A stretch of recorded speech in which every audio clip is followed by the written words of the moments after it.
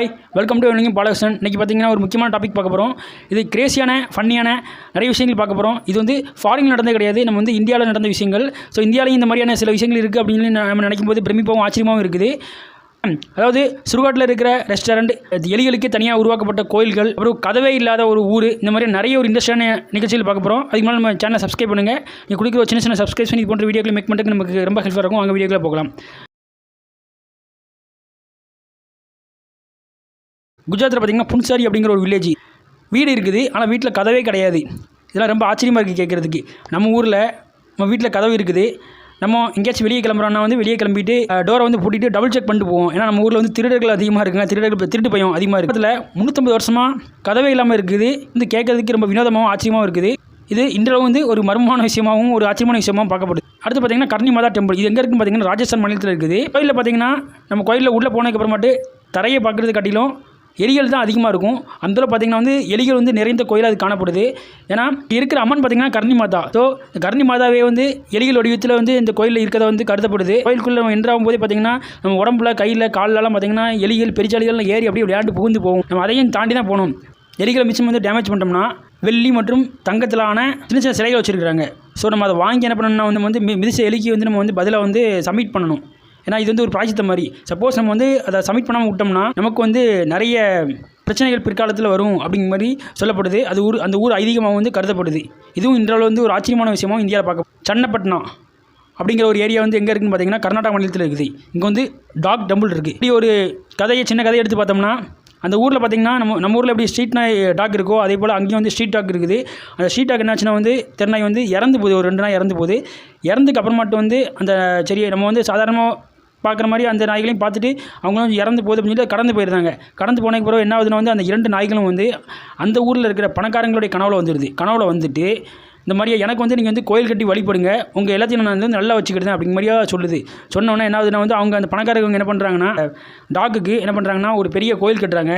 ஒரு பெரிய கோயில் கட்டி அந்த டாக்கோடைய 2 சிலையும் வந்து கோயிலில் வச்சுருக்காங்க. ஆனால் இன்றும் பார்த்திங்கன்னா அந்த டாக்கையும் வந்து கடவுளாக மதித்து நிறைய பேர் வந்து வணங்கி சொல்கிறாங்க. அது வந்து நம்ம வந்து இந்தியாவில் பார்க்கப்படுது. அதுவும் ஒரு ஆச்சரியமான விஷயமா வந்து கருதப்படுது. அடுத்து பார்த்திங்கன்னா ஸ்னேக் வில்லேஜ். இது வந்து எங்கே இருக்குன்னு பார்த்திங்கன்னா உத்தரப்பிரதேச மாநிலத்தில் வந்து ஒரு சிறிய கிராமத்தில் காணப்படுது. இதில் வந்து ஸ்ட்ரீட் டாக் தெருநாய்க்கெல்லாம் வந்து நம்மளாம் கிராஸ் பண்ணி போதோ அந்த மாதிரி அந்த ஊரில் பாம்பு, விஷம் உள்ள பாம்பு, விஷம் இல்லாத பாம்பு, எல்லா பாம்பும் இருக்குது. ராஜநாகம், கோப்ரா வகையை சேர்ந்த நிறைய பாம்புகள் இருக்குது.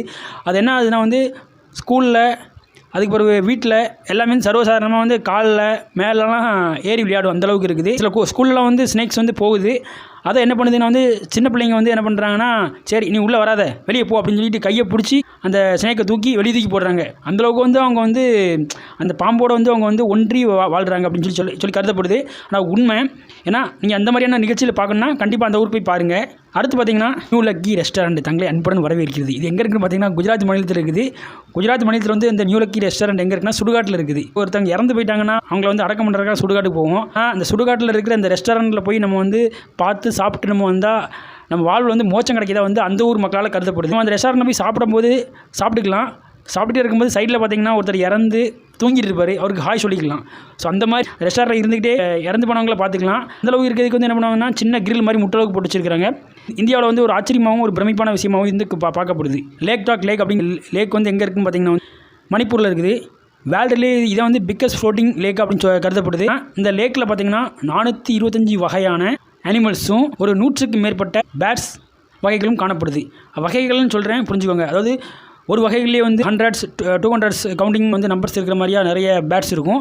இது வந்து 100s அப்படின்னா வந்து 100 × 100s அப்படின்னு பார்த்திங்கன்னா வந்து நிறைய. ஸோ அதே மாதிரி 426 அனிமல்ஸ் சொன்னேன். அதுவும் வந்து மல்டிபிள் பண்ணிக்கணும். இங்கே சொல்லும்போது பார்த்திங்கன்னா வந்து நிறைய அளவு விலங்குகளும் பறவைகளும் இந்த ஒரே இடத்துல நம்ம வந்து பார்க்க முடியும். இந்த இடத்துல நீங்கள் போய் பார்க்கணுன்னா நீங்கள் மணிப்பூரில் போய் பார்க்கலாம்.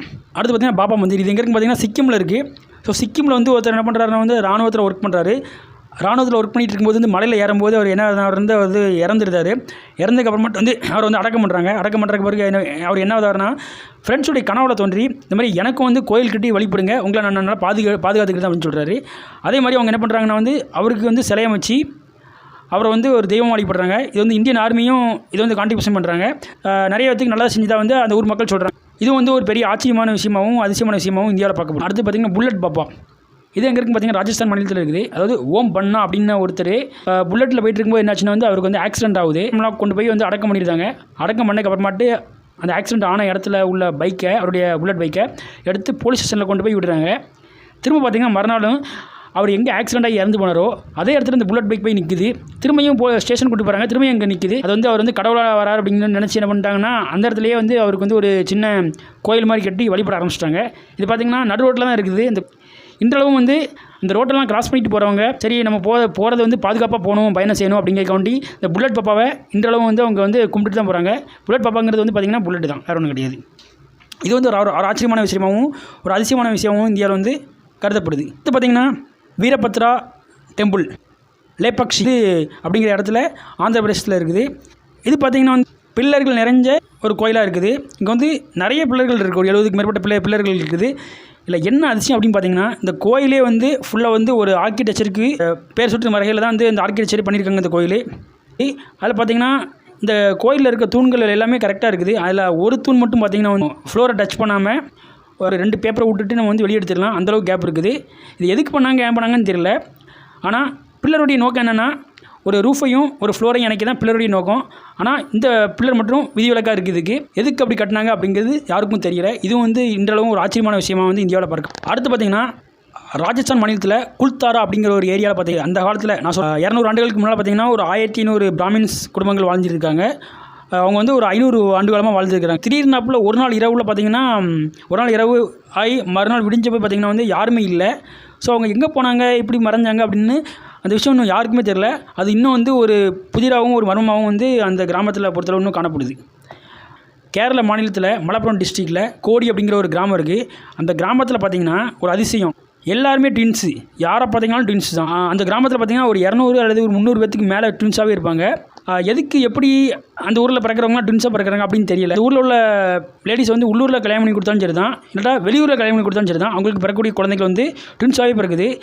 இது எதுக்கு அப்படின்னு சொல்லி கேட்கும்போது பார்த்தீங்கன்னா அந்த ஊரில் வந்து ஒரு ஆறு ஓடுது. ஊரில் உள்ள ஆற்று தண்ணியில் உள்ள கெமிக்கல்னால இந்த மாதிரி எல்லாருமே ட்வின்ஸாக பிறக்கிறாங்க அப்படின்னு சொல்கிறாங்க. ஆனால் எதுக்குன்னு தெரியல. சிலர் வந்து பிரசவத்தில் 3 குழந்தைகளும் பிறக்கிறதுக்கு வாய்ப்புகள் இருக்குது. 3 குழந்தைகளும் பிறந்திருக்கிறாங்க. இந்த மாதிரியும் சொல்லப்படுது. இது எதுக்கு அப்படிங்கிறது வந்து இன்றளவு வந்து ஒரு ஆச்சரியமான விஷயமாக வந்து இந்தியாவில் பார்க்கப்படுது. இப்போ பார்த்திங்கன்னா லடாக் அப்படிங்கிற ஒரு ஏரியாவில் கோங்கா பாஸ் அது வந்து அப்படி ஒரு ஏரியா இருக்குது. அங்கே பார்த்திங்கன்னா வந்து அது வந்து இந்தியாவுக்கும் சைனாவுக்கும் வந்து இடையில வந்து பார்டரில் அமைஞ்சிருக்குது. இங்கே பார்த்திங்கன்னா வந்து இந்தியன் ஆர்மியும் வந்து பேட்ரோல் போக மாட்டாங்க, சைனீஸ் ஆர்மியும் பேட்ரோல் போக மாட்டாங்க. அந்த இடம் வந்து பார்த்திங்கன்னா வந்து முறையாகவே இருக்குது. ஏன்னா வந்து அந்த UIFO அப்படிம்பாங்க, அதாவது அன்ஐடென்டிஃபை ஃப்ளையிங் ஆப்ஜெக்ட். ஸோ அது என்னென்னா வந்து பறக்கும் தட்டுகள் சொல்கிறாங்களா, ஏலியன்ஸ். ஸோ ஏலியன்ஸ் தான் அங்கே வரதாக கருதப்படுது. அது இல்லாமல் சில ரோபோட்ஸ்களும் போகுது. ஸோ அதனால் இங்கே இந்த இடத்துல யாரும் போகிறது கிடையாது. இதுவும் பார்த்திங்கன்னா இன்றைய இந்தியாவில் ஒரு ஆச்சரியமான விஷயமாக வந்து பார்க்கப்படுது. அடுத்து பார்த்திங்கன்னா உத்தரகாண்ட் மாநிலத்தில் ரூஃப்கண்ட் அப்படிங்கிற ஒரு ஏரியாவில் பார்த்திங்கன்னா வந்து ஐஸ் இருக்குது. ஸோ அந்த ஐஸ் என்ன ஆகுதுன்னா வெயில் காலத்தில் வந்து என்ன எல்லாம் உருகி குளமாக மாறிடுது. சரி குளமாக மாறட்டும், அது ஒன்றும் பிரச்சனை கிடையாது. ஆனால் அந்த குளத்தில் எலும்புக்கூடு இருக்குது. என்னப்பா எலும்புக்கூடு இருக்கான்னு கேட்கும்போது ஆமாம் அது உண்மை. அந்த எலும்புக்கூடை எடுத்து ஆராய்ச்சியாளர்கள் வந்து ஆய்வு பண்ணும்போது என்னாச்சுன்னா அந்த எலும்புக்கூடாக இருந்தவங்க வந்து 1500 ஆண்டுகளுக்கு முன்னால் வாழ்ந்தவங்க அப்படின்னு சொல்லி கருதப்படுது. அது எதுக்கு என்ன ஏது அப்படின்னு கேட்கும்போது ஒரு கதை வந்து ஒன்று உலாவுது. இந்த பாப்புலர் கிங் ஜஸ்தவால் அப்படிங்கிற ஒருத்தர் வந்து ஒரு அரசர் மாதிரி மனைவி வந்து கர்ப்பமாக இருந்திருக்கிறாங்க. அவங்க மனைவியும் கூட்டுக்கிட்டு 100 பேரோட வந்து அவர் வந்து எங்கே போகிறாருன்னா வந்து நந்தாதேவி யாத்திரைக்கு போயிருக்கிறார். ஒரு புயல் கிளம்பியிருக்கு. அந்த புயலில் எல்லாருமே சிக்கி மாட்டியிருக்காங்க. அப்படியே அவங்க இறந்துருக்குறாங்க. ஸோ அவங்களுடைய எலும்புக்கூடுகள் தான் அது அப்படின்னு சொல்லி கருதப்படுது. ஆனால் அது என்ன அப்படிங்கிறது இன்னும் வரையும் வந்து மர்மமான முறையாகவே இருந்து காணப்படுது இந்தியாவில். அடுத்து பார்த்திங்கன்னா அஸ்ஸாமில் ஜடிங்கா அப்படிங்கிற ஒரு டூரிஸ்ட் பிளேஸ் மாதிரி தான் இருக்குது. ஒரு பெரிய பிளேஸு, நல்ல டூரிஸ்ட்லாம் வருவாங்க. ஆனால் இங்கே ஒரு சில குறிப்பிட்ட மாதங்களில் பார்த்திங்கன்னா பறவை இனங்கள் வந்து செத்து மடிஞ்சு விழுது. எதுக்கு விழுதுன்னு தெரியல. அந்த ஊர் மக்கள்கிட்ட கேட்கும்போது இது வந்து ஏதோ வந்து ஒரு அமானுஷம் இருக்கிறனால வந்து பறவைகள்லாம் கீழே விழுந்து இறந்து போகுது அப்படின்னு சொல்கிறாங்க. ஆனால் ஆராய்ச்சியாளர்கள் என்ன சொல்கிறாங்கன்னா பனிமூட்டம் அதிகமாக இருக்குது, அதனால் வந்து பறவைகள் வந்து பறக்கும்போது கண்ணு தெரியாமல் இருக்கனால வந்து எதுலையா போய் மோதி இறந்து போயிடுது அப்படிங்கிறாங்க. ஆனால் அவங்க சொல்கிறபடி பார்த்தோம்னா இந்த இடத்துல வந்து அங்கே மோதி விழுந்து பறவைகள் விழுந்து சாவதுக்கு ஒரு கட்டிடமோ இல்லாட்டா மரமோ எதுவுமே கிடையாது. எல்லாமே வந்து ஓப்பன் ஏரியா தான். அது எதுக்கு அந்த பறவை இனங்கள் வந்து மடிஞ்சு செத்து விழுது அப்படிங்கிறது தெரியல. அதுவும் வந்து இன்றளவு வந்து ஒரு ஆச்சரியமான மர்மமான செய்தியாக வந்து இந்தியாவில் பார்க்கப்படுது. கர்நாடகா மாநிலத்தில் வந்து விட்டாலா அப்படிங்கிற ஒரு கோயில் இருக்குது. அந்த கோயில் பார்த்திங்கன்னு வச்சுங்களேன், நான் சொன்ன மாதிரி ஆர்கிடெக்சருக்கு வந்து ஒரு ஆர்கிடெக்சருக்கு வந்து உதாரணமான ஒரு கோயில்.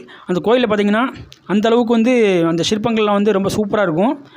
ஆனால் அந்த கோயிலில் பார்த்திங்கன்னா ஒரு 56 வகையான மியூசிக்கல் பில்லர்ஸ் இருக்குது. மியூசிக்கல் பில்லர்ஸ்னால் வந்து தட்டினோன்னு என்னாச்சுன்னா வந்து சவுண்ட் வரும். அதாவது வெள்ளைக்காரங்க இருந்திருக்காங்க, பிரிட்டிஷார் இருக்கும்போது அந்த தூணில் வந்து அப்பமே இருந்திருக்கு. அதை என்ன பண்ணியிருக்காங்கன்னா எடுத்து அதை அறுத்து பார்த்துருக்காங்க ரெண்டாக, அது உள்ளே ஏதாவது இருக்கா அப்படின்னு சொல்லி பார்த்துருக்காங்க. ஆனால் அவங்களாலையும் வந்து அது அந்த மியூசிக் வந்து எங்கேருந்து வருது அப்படின்னு சொல்லி கண்டுபிடிக்க முடியல. நிறைய பேர் போயிருக்கிறாங்க. ஸோ போனவங்களாம் அந்த தூணை தட்டி டேமேஜ் பண்ணிட்டாங்க. இப்போ இந்த கோயில் நிர்வாகம் என்ன பண்ணியிருக்காங்கன்னா யாரும் கோயில் தூணை வந்து டச் பண்ணக்கூடாது அப்படின்னு சொல்லிட்டாங்க. ஆனால் நம்ம அங்கே போய் பார்க்கலாம். அப்படியே நம்மளுக்கு ஏதாவது சவுண்டு வேணும் அப்படின்னு சொல்லி நம்மளுக்கு நினச்சோம்னா அந்த கோயிலில் இருக்கிறவங்கள்ட்ட சொல்லி அதை தட்ட சொல்லி நம்ம வந்து கேட்டுக்கலாம். அதே வந்து மியூசிக்கல் வந்து அப்படி கண்டிப்பாக வரும். ஏன்னா அந்த மியூசிக் எங்கேருந்து வருது எப்படி வருது. பங்கார் ஃபோர்ட் இதுவும் வந்து இந்தியாவில் வந்து ஒரு ஆச்சரியமான விஷயமாக பார்க்கப்படுது. கிரேசியான நிறைய விஷயங்களில் நம்ம இந்தியாவில் உள்ளதை பார்த்தோம். இதே போல் இந்த கிரேசியான விஷயங்களை வந்து உங்கள் ஃப்ரெண்ட்ஸுக்கு ஷேர் பண்ணுங்கள். இதே போல் அடுத்த வீடியோவில் உங்களை சந்திக்கும் முறை உங்களிருந்து விடைபெறுவது உங்கள் நண்பன் வேலுங்க பாலசன். தேங்க்யூ. Hats of.